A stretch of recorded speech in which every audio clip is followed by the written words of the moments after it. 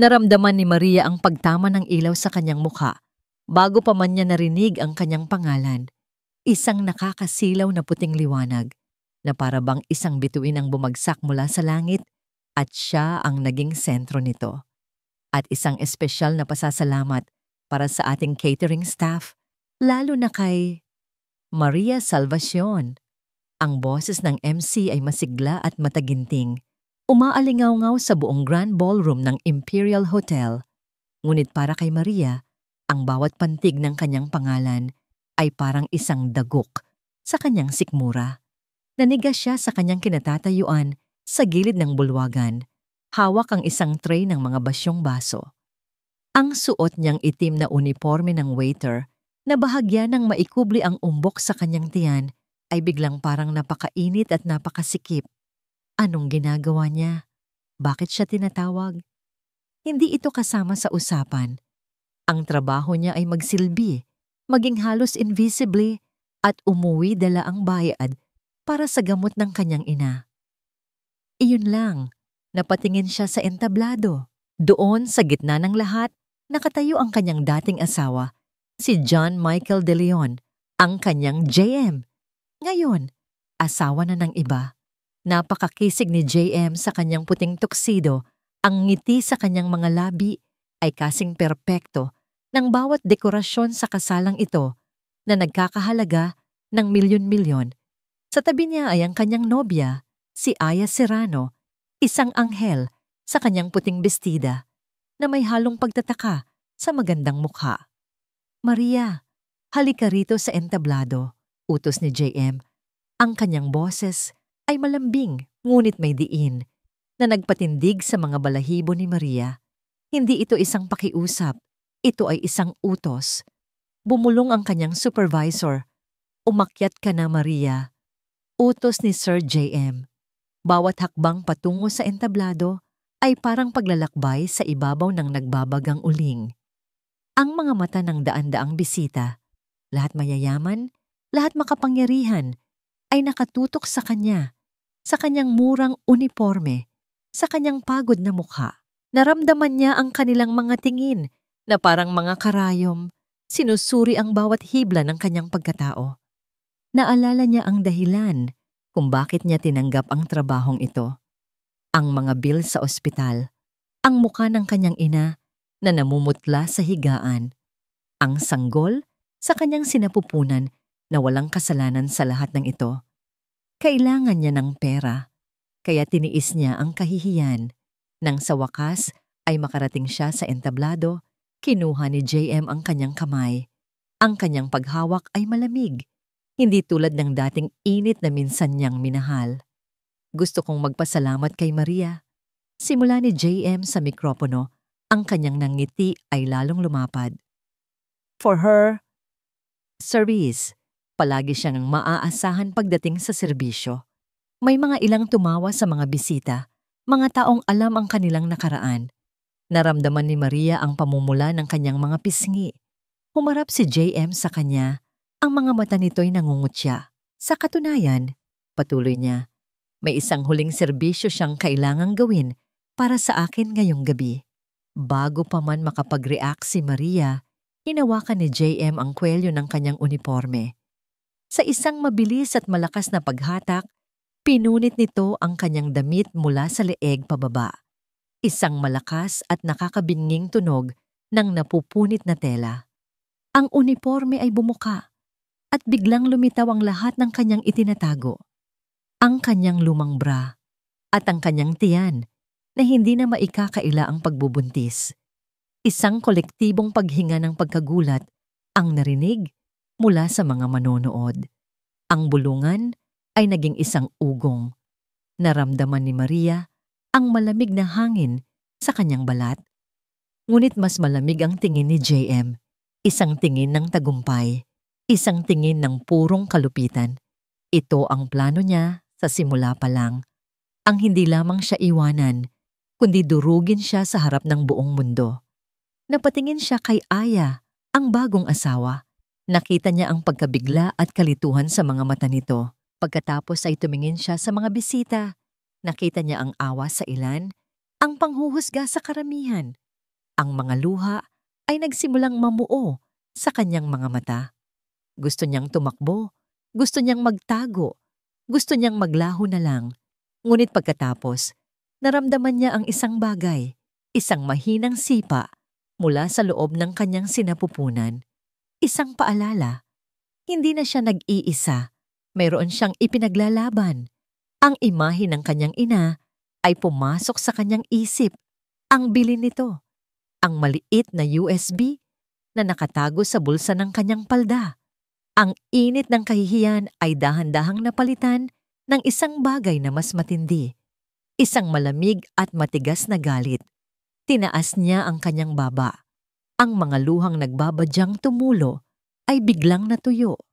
Tumingin siya diretso sa mga mata ni John Michael, ang lalaking sumira sa kanyang buhay. Ang ngiti sa mukha ni JM ay unti-unting nawala nang makita ang pagbabago sa ekspresyon ni Maria. Wala nang takot, wala nang sakit. Tanging isang determinasyon na hindi pa niya nakikita dati. Dahan-dahan, kinuha ni Maria ang mikropono mula sa kinatatayuan nito. Ang kanyang mga kamay ay hindi nanginginig. Ang buong silid ay tumahimik, naghihintay. "Tapos ka na, John Michael?" tanong niya. Ang kanyang boses ay mahinahon ngunit matatag at umaling-awngaw ito sa bawat sulok ng ballroom. "Dahil ako ngayon palang magsisimula." Ang katahimikan ay parang isang makapal na kumot na bumalot sa buong bulwagan. Ang bawat paghinga, bawat pag-ubo, bawat kalansing ng kubyertos ay naging napakalinaw. Ang mga mata ng lahat ay nakatuon kay Maria, naghihintay, nag-aabang. Sa isang iglap, ang kahihiyan na naramdaman niya kanina ay naglaho. Nawala rin ang takot. Ang natira ay isang apoy na nagsimulang mag-alab sa kaibuturan ng kanyang puso. Isang apoy na pinagliyab ng maraming taon ng sakit, ng mga luhang pilit niyang tinago, at ng isang pangakong binitiwan niya sa tabi ng higaan ng kanyang ina. Ang kanyang mga daliri ay naglakbay sa bulsa ng kanyang punit na uniforme, at doon, naramdaman niya ang malamig at pamilyar na hugis ng isang maliit na USB drive. Ang paghipo dito ay nagbalik sa kanya sa isang alaala, isang araw na kasing bigat ng gabing ito. 2 linggo na ang nakalipas. Ang amoy ng antiseptic sa pampublikong ospital ay kumakapit sa kanyang damit.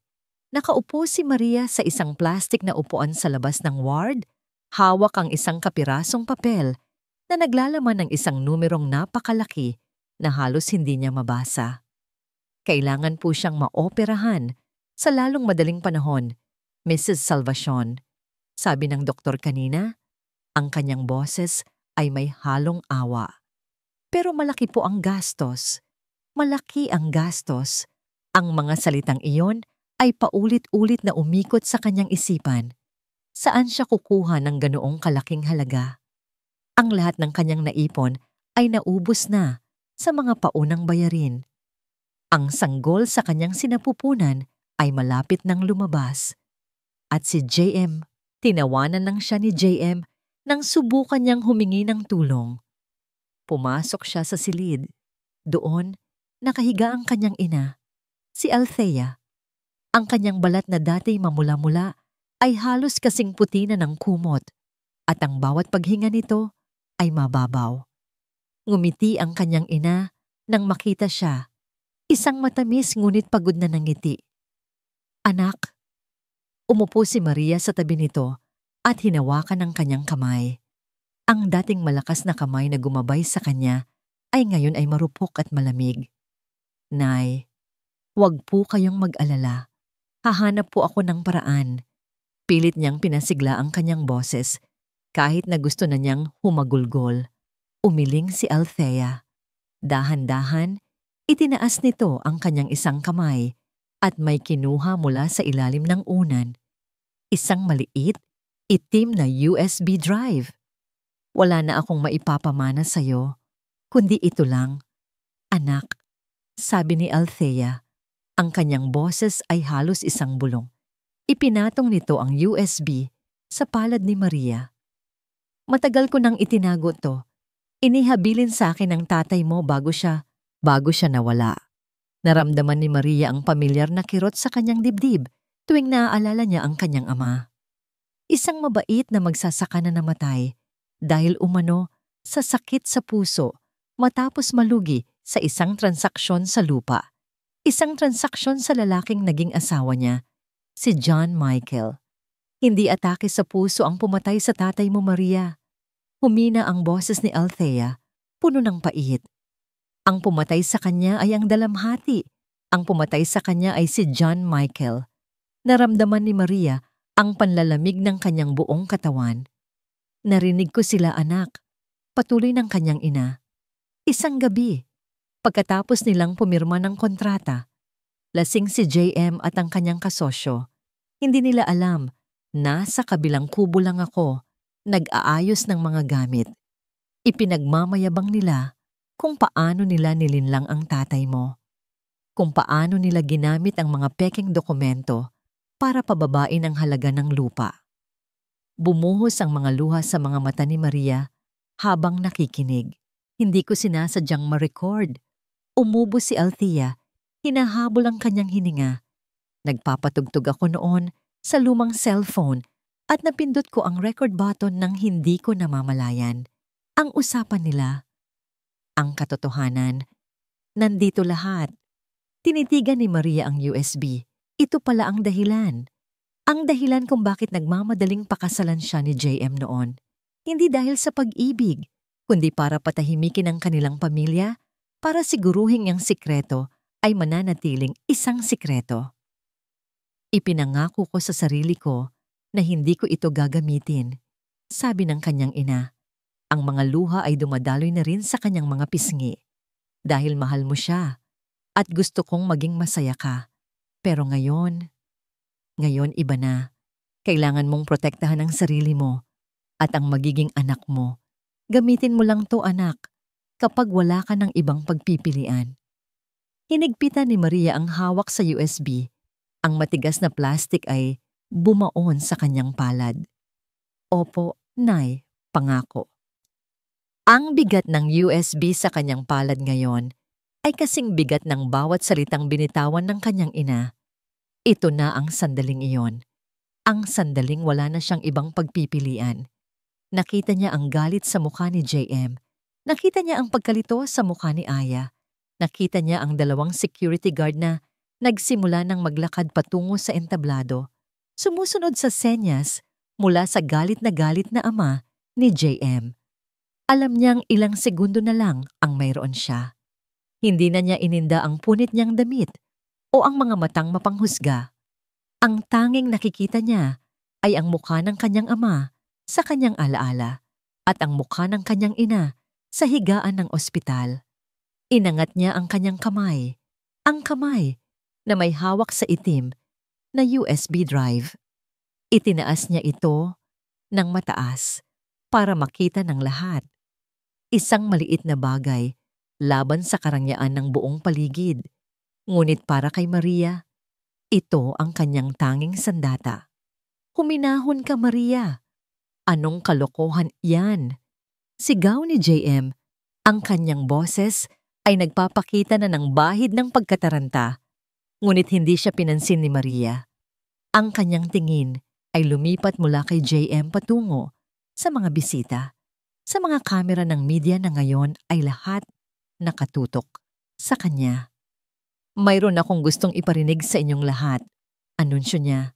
Ang kanyang boses ay malinaw at malakas, pumuputol sa tensyonadong katahimikan. Isang sikreto na matagal nang tinago ni John Michael De Leon. Para kay Aya, ang lahat ay nangyari na parang isang masamang panaginip. Isang minuto. Siya ang pinakamasayang babae sa buong mundo. Ikinakasal sa lalaking kanyang pinapangarap sa isang kasalang para sa mga hari at reyna. Sa susunod na minuto, ang kanyang perpektong mundo ay gumuho sa harap mismo ng kanyang mga mata. Ang babaeng yon, si Maria. Nakatayo si Aya sa tabi ni JM. Ang kanyang magandang gown ay biglang parang naging 100 kilong pabigat. Hindi niya maintindihan. Sino ang babaeng ito? Bakit siya buntis? At bakit ang pangalan niya ang laman ng mga bulungan na biglang kumalat sa buong silid? JM, anong nangyayari? Bulong niya sa kanyang bagong asawa. Ang kanyang boses ay nanginginig. Sino siya? Huwag mo siyang pansinin, honey. Sagot ni JM. Ngunit hindi man lang siya nito tiningnan. Ang mga mata ni JM ay nakapako kay Maria, nag-aapoy sa galit. Isa lang siyang desperadang babae na gustong sumira sa araw natin. Ngunit hindi desperada ang nakita ni Aya sa mga mata ni Maria. Nakita niya ang isang bagay na mas malalim, isang sakit na naging tapang. Nakita niya kung paanong si Maria, sa kabila ng punit nitong damit at ng kahihiyan, ay naglakad ng may determinasyon patungo sa technical booth kung saan naroon ang sound system. Walang pag-aalinlangan, walang takot. Isang technician na naawa marahil sa kalagayan nito ang tumango at kinuha ang USB. Isang nakakabinging katahimikan ang muling namayani.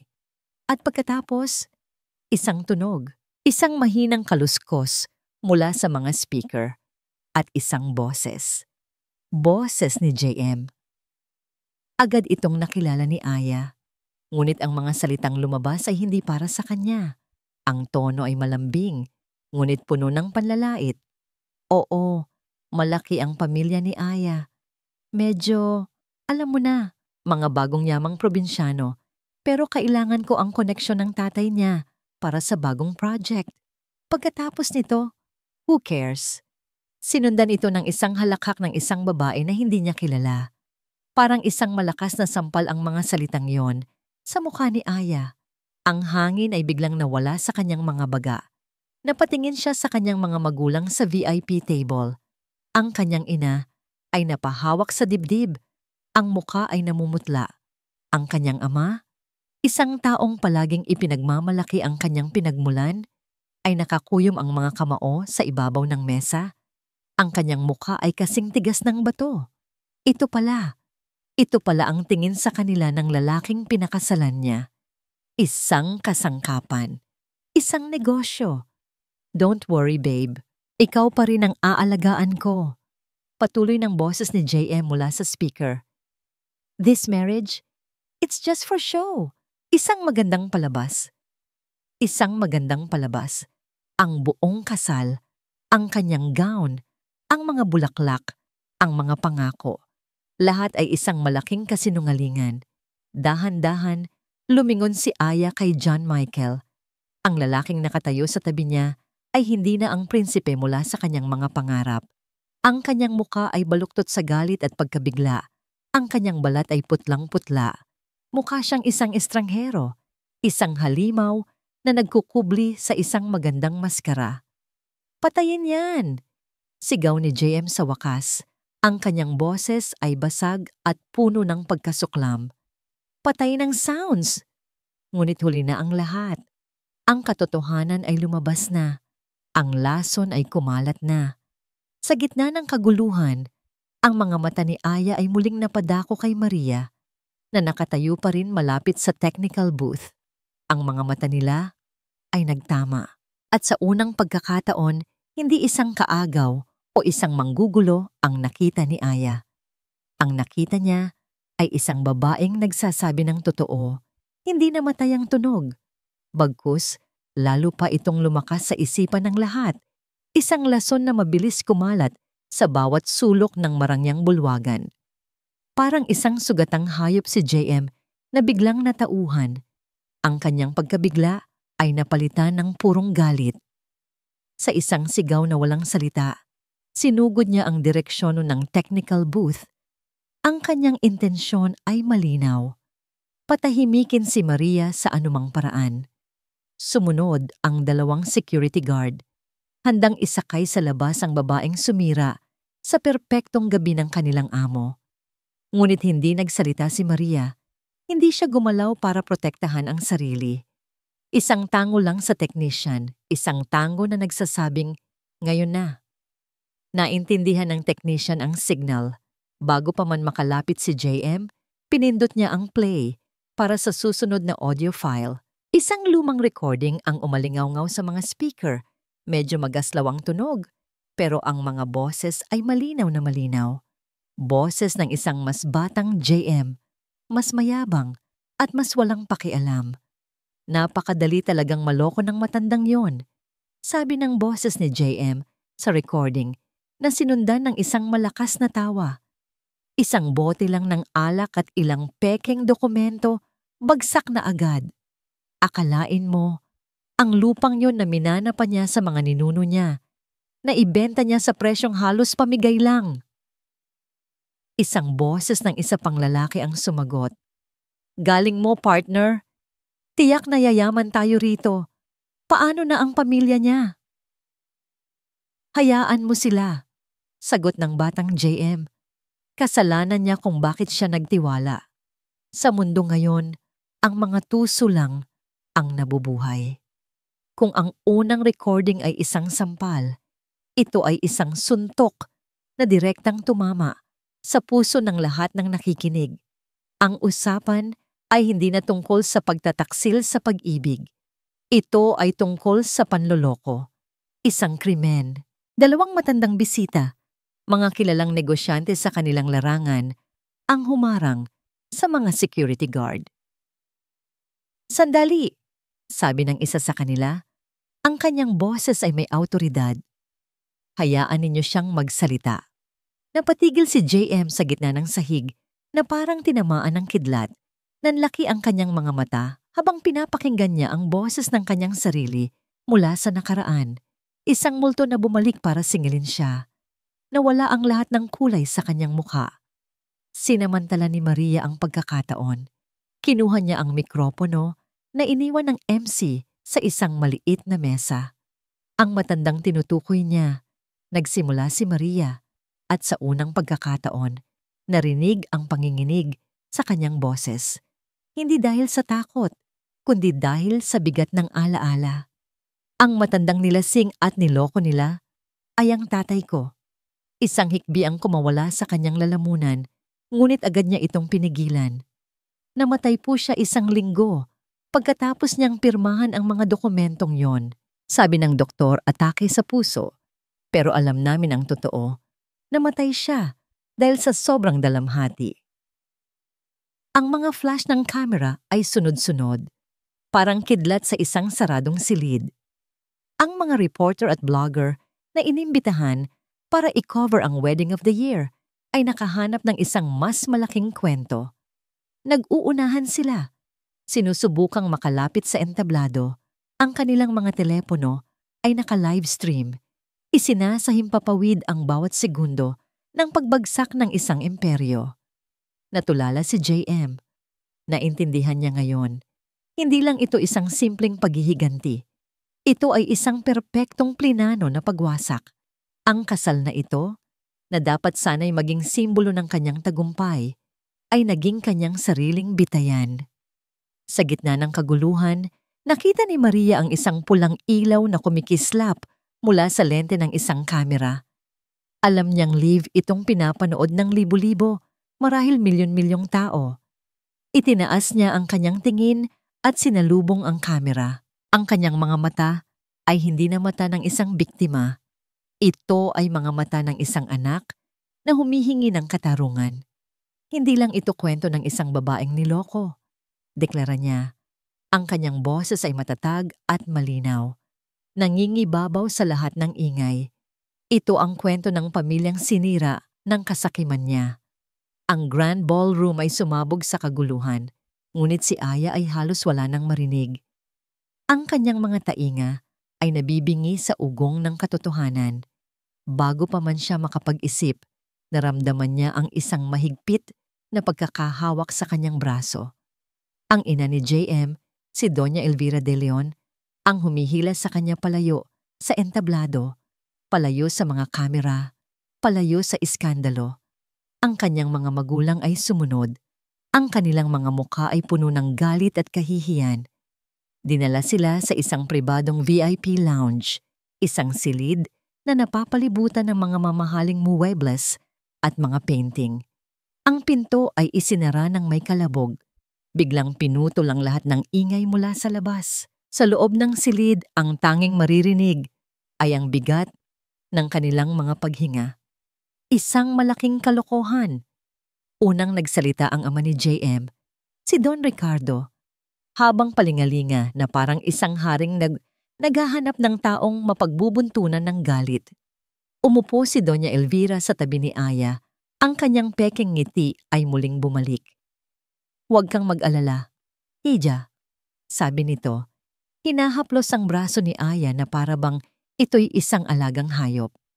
"That woman is nothing but trash. Gagawa kami ng paraan para manahimik siya. Ang mahalaga ay ang kinabukasan ninyo ni JM." Ipinagpatuloy nito ang pagsasalita tungkol sa mga bahay, sa mga kumpanya, sa mga alahas. Lahat ng bagay na dapat sana'y maging bahagi ng buhay ni Aya. Ngunit ang mga salita nito ay walang laman. Parang mga tuyong dahon na bumabagsak sa kanyang paanan. This marriage? It's just for show. Isang magandang palabas. Ang boses ni JM mula sa recording ay umalingaw-ngaw sa kanyang isipan. Nilulunod ang matatamis na salita ni Doña Elvira. "Huwag ninyong insultuhin ang anak ko." Biglang nagsalita ang ama ni Aya, si Mr. Serrano, na kanina patahimik sa isang sulok.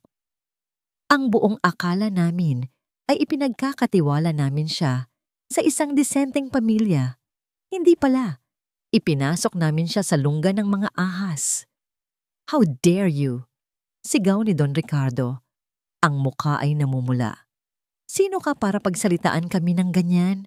Baka nakakalimutan mo, kung hindi dahil sa amin, ang maliit mong construction company ay mananatiling maliit. Ang dignidad ng pamilya ko ay hindi nabibili ng pera ninyo," ganting sigaw ni Mr. Serrano. Sa gitna ng sigawan, napatingin si Aya sa kanyang paligid. Ang magandang silid na ito, na kanina lang ay parang isang paraiso, ngayon ay parang isang gintong hawla. Naalala niya ang mga maliliit na bagay na dati binaliwala niya.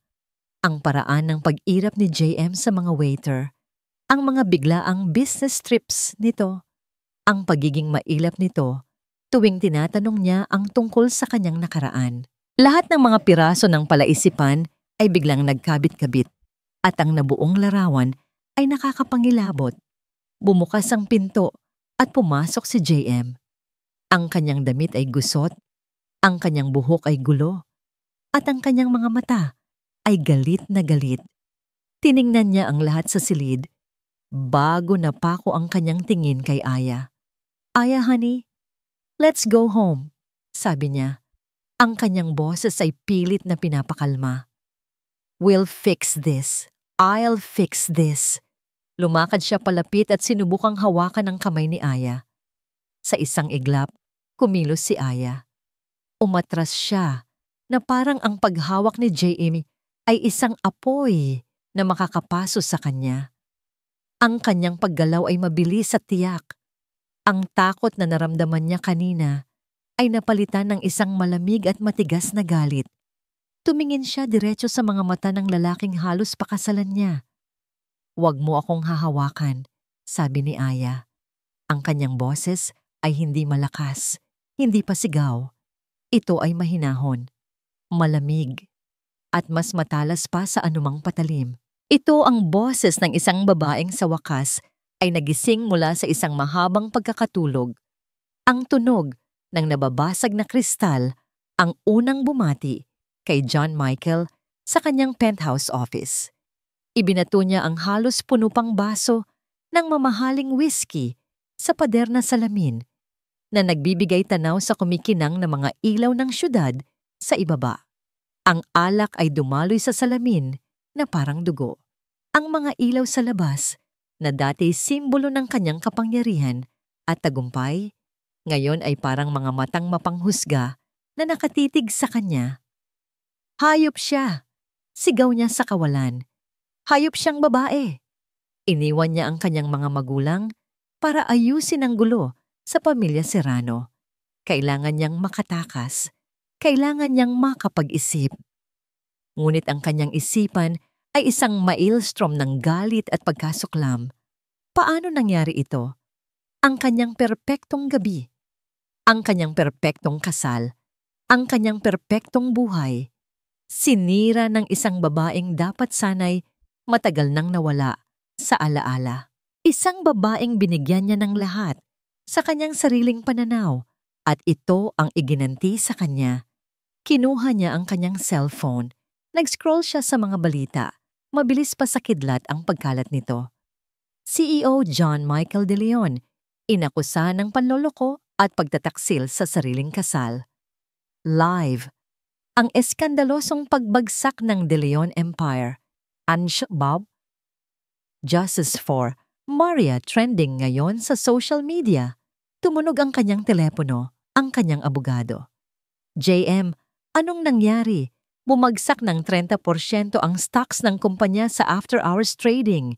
Bulyaw ng abogado sa kabilang linya. May mga tumatawag na mula sa SEC. Ang mga investor nagwi-withdraw. Kailangan mong maglabas ng statement. Gawan mo ng paraan. Yan ang trabaho mo. Sigaw ni JM pabalik bago ibaba ang tawag. Sunod-sunod na pumasok ang mga mensahe.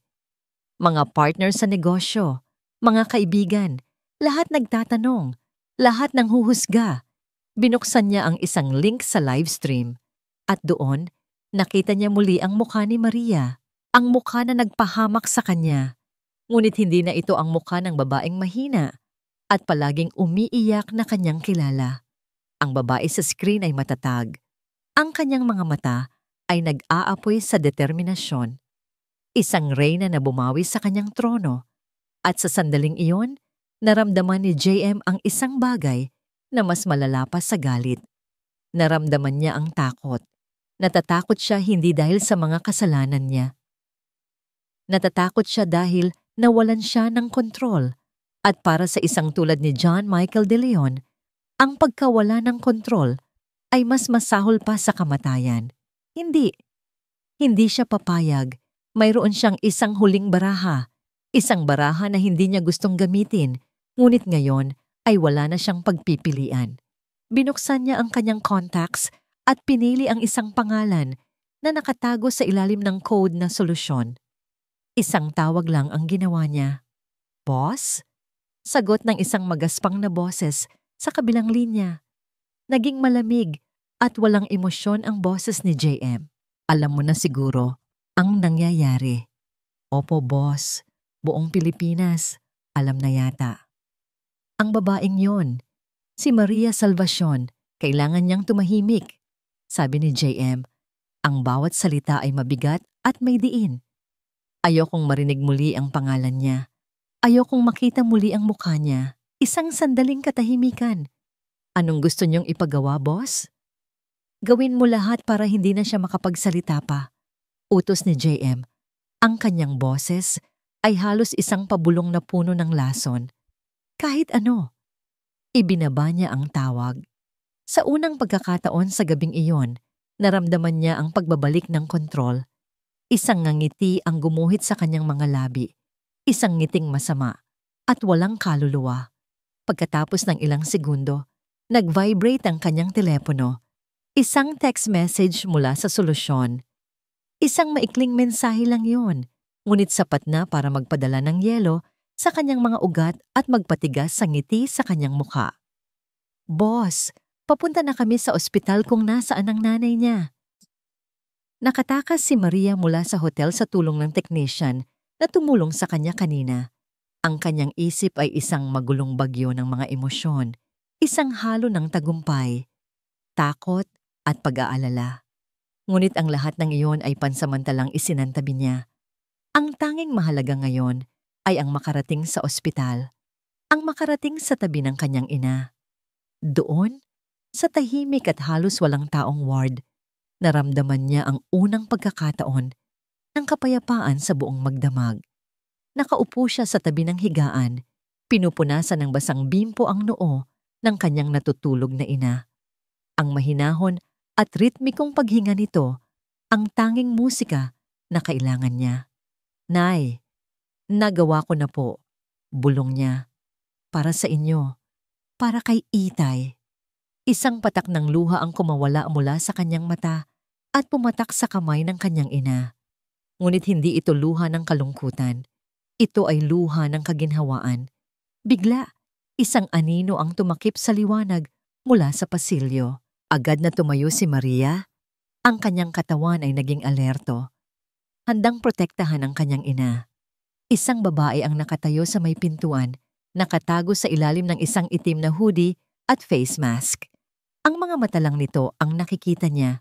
Mga matang pamilyar at puno ng isang emosyon na hindi niya inaasahan. Takot. Dahan-dahang tinanggal ng babae ang kanyang maskara. Si Aya Serrano. Napaatras si Maria. Ang kanyang puso ay nagsimulang kumabog ng malakas. Anong ginagawa niya dito? Para maghiganti? Para saktan din siya? Anong ginagawa mo dito? Tanong ni Maria. Ang kanyang boses ay mahina, ngunit matigas. Handa sa anumang mangyayari. Maria, kailangan mong makinig sa akin, sabi ni Aya. Ang kanyang boses ay nanginginig at halos pabulong. Pumasok siya sa silid at isinara ang pinto nang walang tunog. Wala na tayong oras. Umalis ka, sabi ni Maria. Humakbang siya para harangan ang daan patungo sa kanyang ina. Kung nandito ka para saktan kami, nagkakamali ka. Umiling si Aya, ang mga luha ay namumuo na sa kanyang mga mata. Hindi. Nandito ako para tulungan ka, para bigyan ka ng babala. Naglakad si Aya palapit, ngunit hindi kay Maria, kundi sa bintana, at sumilip na para bang may hinahanap. Narinig ko siya, Maria, sabi ni Aya, nakatalikod pa rin. Narinig ko si JM sa telepono. Pagkatapos ng lahat, galit na galit siya. May tinawagan siyang tao. Humarap si Aya kay Maria at ngayon, kitang-kita na ang purong takot sa mukha nito. Pinapatahimik ka niya at ang nanay mo. Ang mga salita ay parang mga piraso ng yelo na tumusok sa puso ni Maria. Ang hininga niya ay biglang nawala. Ang banta ay hindi na lamang tungkol sa pera o reputasyon. Ito ay tungkol sa kanilang buhay. Tinitigan niyang mabuti ang mga mata ni Aya. Hinahanap ang anumang bakas ng pagkukunwari. Ngunit wala siyang nakita. Hindi pagkukunwari ang nakita niya. Hindi galit, kundi purong takot. Ang takot ng isang babaeng nakasilip sa tunay na anyo ng isang halimaw. Bigla, sa katahimikan ng gabi sa ospital, isang tunog ang pumunit sa hangin.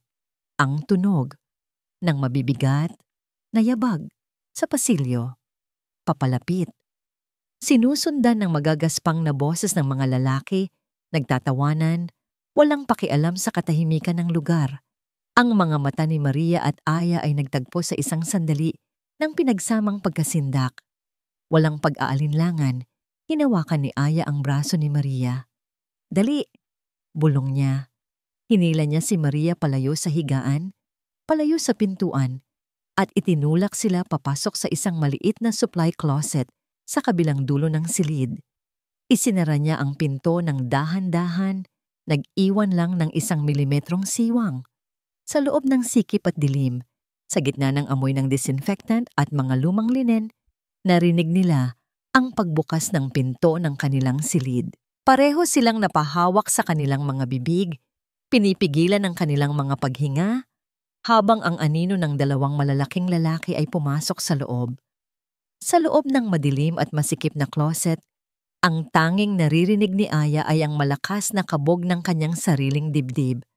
Ang amoy ng Clorox at mga lumang tela ay nanunuot sa kanyang ilong.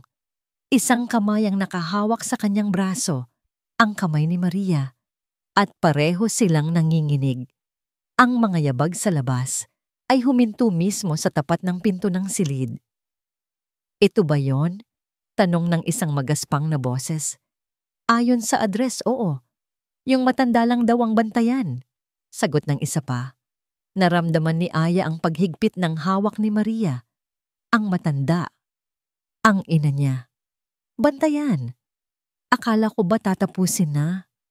Hintayin natin ang utos ni boss. Ang sabi lang, Takutin muna. Siguraduhin hindi na makakaalis ng ospital. May narinig silang mahinang tawa. Isang tunog na nagpadala ng yelo sa mga ugat ni Aya. Narinig nila ang pagbukas ng pinto. Isang sulyap sa natutulog na katawan ng ina ni Maria.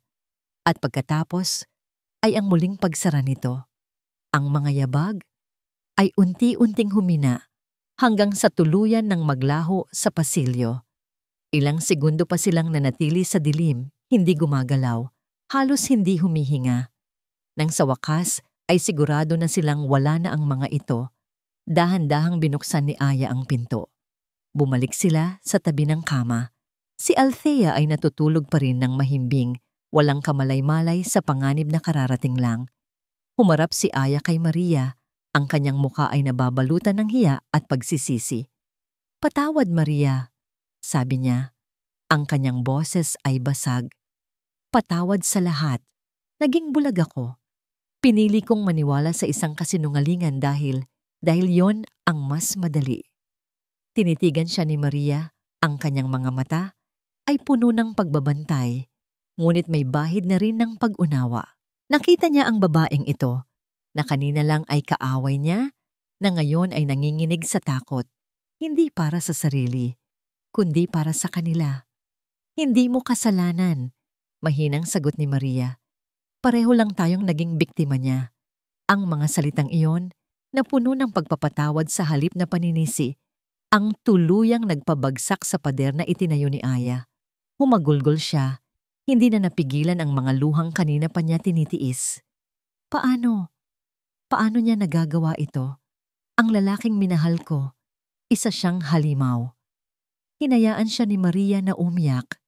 Sa sandaling iyon, hindi sila ang asawa at ang kabit, o ang mayaman at ang mahirap. Sila ay dalawang babae na pinag-isa ng panloloko ng iisang lalaki. Nang sa wakas ay kumalma si Aya, pinunasan niya ang kanyang mga luha. Isang bagong determinasyon ang pumalit sa kanyang takot. "Kailangan natin siyang mapatigil," sabi ni Aya. "Ang audio recording ay malakas na ebidensya, pero salita lang yon. Sasabihin ng mga abogado niya na, peke yon. Kailangan natin ng isang bagay na hindi niya matatanggi. Isang bagay na pisikal." Bigla, isang alaala ang pumasok sa isip ni Aya. Isang bagay na dati wala lang sa kanya, ngunit ngayon ay nagkaroon ng napakalaking kahulugan. Mayroon, bulong niya. Ang kanyang mga mata ay nanlaki sa pagkatanto. "Mayroon akong nakita. Isang beses, pumasok ako sa home office niya para sorpresahin siya. Galit na galit siya. May hawak siyang isang folder at mabilis niya itong itinago sa isang secret safe." "Safe?" tanong ni Maria. Tumango si Aya. Nakatago sa likod ng isang malaking painting sa pader. Sinabi niya sa akin na yun daw ang insurance niya, ang pinakaunang deal na nagsimula sa lahat, ang lupa ng swerte niya. Nagkatinginan ang dalawang babae. Ang lupa ng ama ni Maria. "Ang mga pekeng dokumento," sabay nilang sabi. "Nandoon ang mga orihinal," sabi ni Aya. Ang kanyang boses ay puno ng katiyakan. "Ang katibayan ng krimen niya. Kung makukuha natin yon, tapos na siya. Habang buhay siyang mabubulok sa kulungan." Isang plano ang nagsimulang mabuo sa kanilang mga isipan. Isang plano na mapanganib. Isang plano na halos imposible. Ngunit ito na lang ang natitira nilang pag-asa. Tumingin si Aya kay Maria. Ang kanyang mga mata ay hindi na nagpapakita ng takot. Sa halip, nag-aalab na ang mga ito sa isang apoy na ngayon lang niya naramdaman. Ang apoy ng paghihimagsik. "Kailangan kong bumalik doon," sabi ni Aya. Ang kanyang biboses ay buo at desidido. "Ako lang ang makakagawa nito." Ang lobby ng penthouse building ay kasing tahimik ng isang museo. Bawat hakbang ni Aya sa makintab na sahig na gawa sa marmol ay umalingaw-ngaw, na parang isang malakas na anunsyo ng kanyang pagdating. "Ma'am Aya, good evening po," bati ng security guard. Bahagyang nagulat na makita siya. "Akala ko po." Kukunin ko lang ang ilan sa mga natitira kong gamit. Putol ni Aya. Pilit ng ngumingiti. Ang nangiting iyon ay parang isang mabigat na maskara na anumang oras ay maaring malaglag. Sandali lang ako. Tumango ang gwardya at pinagbuksan siya ng pinto patungo sa private elevator. Habang paakyat ang elevator, ipinikit ni Aya ang kanyang mga mata at huminga ng malalim. Kalma lang, Aya. Para ito kay Maria. Para sa katarungan. Sa kabilang dako ng syudad, sa loob ng maliit na silid ng ospital, si Maria naman ay hindi mapakali. Nakatayo siya sa tabi ng bintana, hawak ang kanyang cellphone na para bang ito ang kanyang sariling buhay. Ang kabilang linya ay bukas, nakakonekta kay Aya. Walang nagsasalita, ngunit ang tunog ng paghinga ni Aya ang nagsisilbing connection niya sa panganib. Nandito na ako sa labas ng unit. Bulong ni Aya sa telepono. Sapat lang para marinig ni Maria. Mag-ingat ka. Sagot ni Maria, ang kanyang boses ay nanginginig. Kumuha ka ng kahit anong damit para maging kapani-paniwala. Narinig ni Maria ang mahinang pag-click ng pinto na bumukas. Pagkatapos ay katahimikan. Sa loob ng penthouse, ang katahimikan ay nakakabingi. Ang lugar na dati pangarap niya ay ngayon ay parang teritoryo ng kaaway. Ang malaking larawan nilang dalawa ni JM na nakasabit sa sala ay parang nangungutya sa kanya. Hindi siya nag-aksaya ng panahon. Dumiretso siya sa home office. Doon, nakasabit ang isang malaking oil painting, isang portrait ni JM, nakangiti na parang isang santo. Napangiwi si Aya. Ang kapal ng mukha niyang itago ang kanyang krimen sa likod ng sarili niyang imahe. Ibinaba niya ang kanyang bag at maingat na inalis ang painting sa pagkakasabit nito. Lumitaw ang isang itim at makintab na digital safe. Okay, heto na. Bulong niya sa sarili. Inilapit niya ang telepono sa kanyang bibig. Maria, sisimulan ko na. Ang code. Naalala niya ang gabing iyon. Nagkunwari siyang tulog habang pinapanood niya si JM na buksan ito. 6 na numero, ang kaarawan ng kanyang ina. Ang tanging tao na marahil ay tunay na minahal ni JM. Click, click, click. Nagkamali siya sa unang subok. Isang pulang ilaw ang umilaw. Anong nangyayari?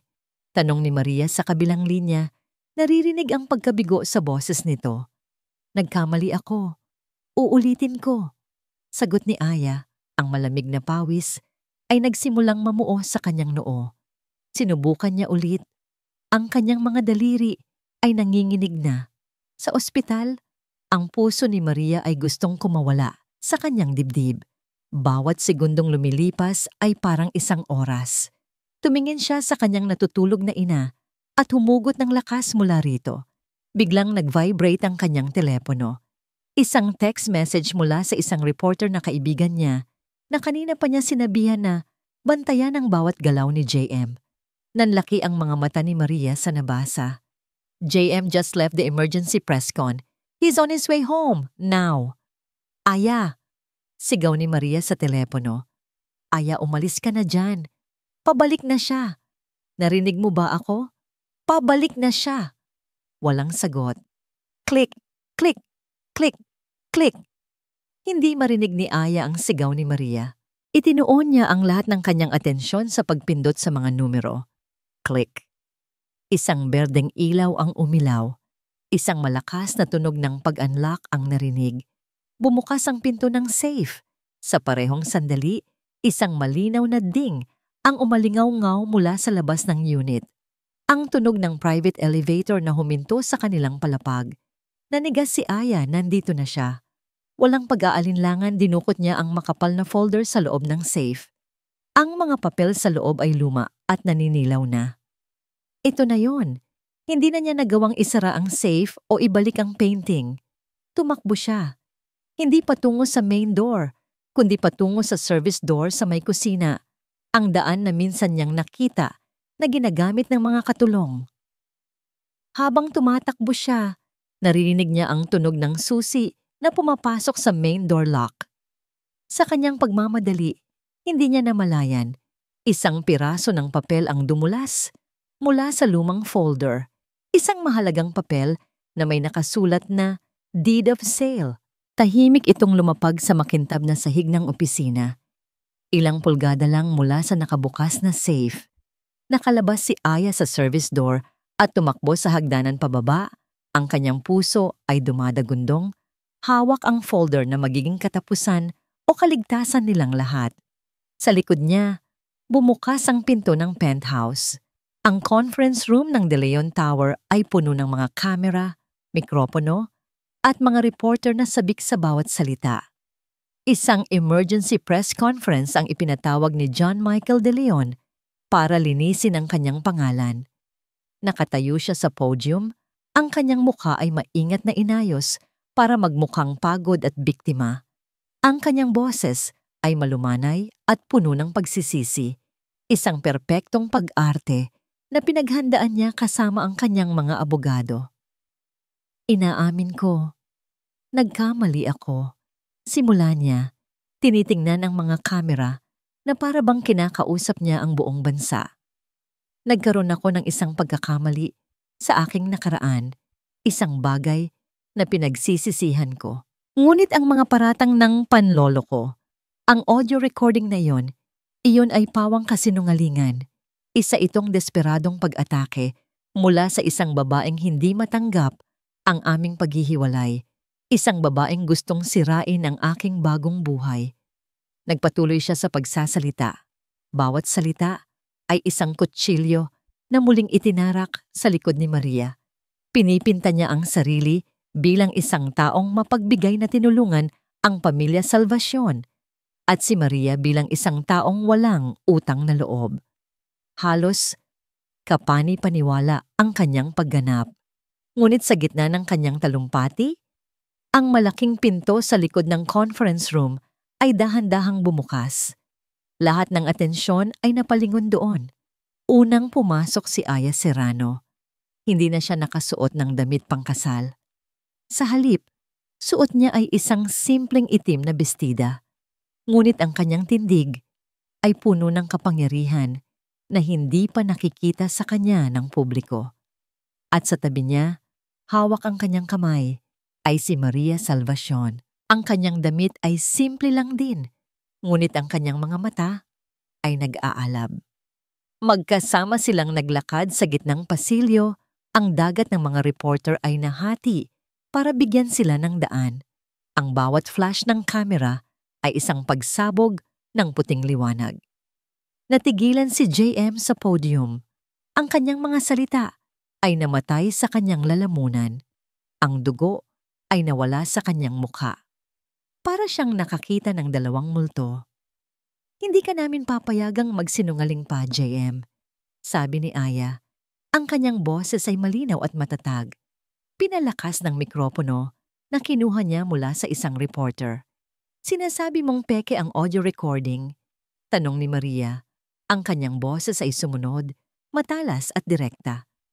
Kung gayon, marahil ito ay hindi. Itinaas ni Aya ang folder na dala niya. Ang lumang folder na kinuha niya mula sa safe. Dahan-dahan, isa-isa, inilabas niya ang mga dokumento sa loob at ipinakita sa mga kamera. Ito, sabi ni Aya. Itinaas ang isang papel na may pekeng pirma. Ang pekeng deed of sale na ginamit ninyo para lokohin ang isang matandang magsasaka. At ito, sabi naman ni Maria, habang itinuturo ni Aya ang isa pang dokumento. Ang bank transfer na nagpapatunay na ang perang ibinayad ninyo ay halos barya lang kumpara sa tunay na halaga ng lupa. At ito, sabay nilang sabi, habang ipinapakita ni Aya ang huling dokumento. Isang sulat kamay na kasunduan sa pagitan ng batang JM at ng kanyang kasosyo na nagdedetalye kung paano nila hahatiin ang kikitain mula sa naloko nilang lupa. Ang katibayan ng inyong krimen, isang malaking kaguluhan ang sumabog sa silid. Ang mga reporter ay nagsisigawan, nag-uunahan sa pagkuha ng litrato sa mga dokumento. Si JM ay nakatayo na, parang isang estatwa, hindi makagalaw, hindi makapagsalita. Ang kanyang maskara ay tuluyan ng nalaglag. Ang kanyang mundo ay gumuho sa live television. Sa gitna ng kaguluhan, isang grupo ng mga lalaking nakauniforme ang pumasok sa silid. Mga pulis. John Michael De Leon, sabi ng pinuno ng mga ito, ang kanyang boses ay may awtoridad. Inaaresto ka namin para sa kasong estafa at pamimeke ng mga pampublikong dokumento. 2 pulis ang umakyat sa podium. Habang pinoposasan nila ang kanyang mga kamay sa likod, si JM ay napatingin kay Maria sa huling pagkakataon. Ang kanyang mga mata ay puno ng isang bagay na mas malalim pa sa galit, isang malamig at nakakakilabot na puot. Habang dinadaan siya sa gitna nila Maria, huminto siya sandali. Yumuko siya na para bang may ibubulong. Hindi pa tayo tapos. Bulong niya. Ang kanyang boses ay puno ng pagbabanta. Sapat lang para marinig ni Maria. Ngunit hindi natinag si Maria. Sinalubong niya ang kanyang tingin. Ang kanyang mga mata ay kalmado. Hindi na siya ang babaeng kaya niyang takutin. Pinanood niya at ni Aya habang inilalabas ng mga pulis si JM mula sa gusaling minsan niyang tinawag na kanyang kaharian. Nang sa wakas ay maisara ang mga pinto, napatingin si Maria at Aya sa isa't isa. Isang ngiti ang dahan-dahang gumuhit sa kanilang mga labi. Isang ngiti ng kaginhawaan, ng tagumpay, ng katarungan. Ang sikat ng hapon ay ginintuan, malambot at mainit, tumadaloy sa salaming bintana. 6 na buwan na ang lumipas. Sa bisig ni Maria, mahimbing na natutulog ang isang munting anghel, ang kanyang anak na babae. Hinaplos niya ang malambot nitong pisngi. Ang kanyang puso ay umaapaw sa isang uri ng pagmamahal na hindi niya akalaing posible. Ang bawat paghinga ng sanggol ay isang awit ng pag-asa, isang pangako ng isang bagong simula. Pinangalanan niya itong Pia Angela, pag-asa at anghel. Kamukha siya ng lolo niya, sabi ng isang pamilyar na boses mula sa kanyang likuran. Napangiti si Maria nang hindi lumilingon. Mas kamukha mo. Biro niya pabalik. Lumapit si Aya at umupo sa tabi niya. Dala ang 2 tasa ng mainit na kape. Inabot nito ang isa kay Maria. Ang kanilang mga galaw ay sabay at pamilyar, na para bang matagal na silang magkakilala. Maganda ang pangalan sa labas, sabi ni Aya, tumitingin sa bintana. Bagay na bagay. Tumingin din si Maria sa labas. Sa salamin ng bintana, kitang-kita ang bagong pintura na karatula. Pundasyon Pag-asa. Ang lugar ay simple lang, isang maliit na opisina na inupahan nila sa isang lumang gusali. May 2 mesa, ilang upuan para sa mga bisita, at isang pader na puno ng mga inspirational quotes. Ngunit para sa kanila, ang lugar na ito ay isang palasyo. Isang santuaryo na itinayo nila mula sa abo ng kanilang nakaraan. Ang kaso laban kay JM ay patuloy pa rin, ngunit siya ay nananatili sa kulungan, walang piyansa. Ang kanyang imperyo ay gumuho. Ang kanyang pangalan ay naging isang sumpa. Ang kanyang banta na hindi pa sila tapos ay naging isang walang laman na salita mula sa isang taong nawalan na ng lahat ng kapangyarihan. Biglang bumukas ang pinto ng opisina. Pumasok ang ina ni Maria, si Althea, na dahan-dahan nang naglalakad sa tulong ng isang tungkod. Ang operasyon niya ay naging matagumpay. Ang kulay ay bumalik na sa kanyang mga pisngi at ang kanyang mga mata ay muling nagkaroon ng kislap, lalo na kapag nakikita niya ang kanyang apo. Nako, ang prinsesa ko, tulog na tulog, sabi ni Althea. Marahang hinaplos ang ulo ni Pia. Tumingin siya sa 2 babae, kay Maria at kay Aya. Ipinagmamalaki ko kayo, mga anak. Ang pagtawag sa kanila ng mga anak ay nagpainit sa puso ni Aya. Sa lugar na ito, sa pamilyang ito, na hindi niya inaasahan, natagpuan niya ang isang tahanan na mas totoo kaysa sa alinmang mansyon. Isang mahinang katok sa pinto ang pumukaw sa kanilang atensyon.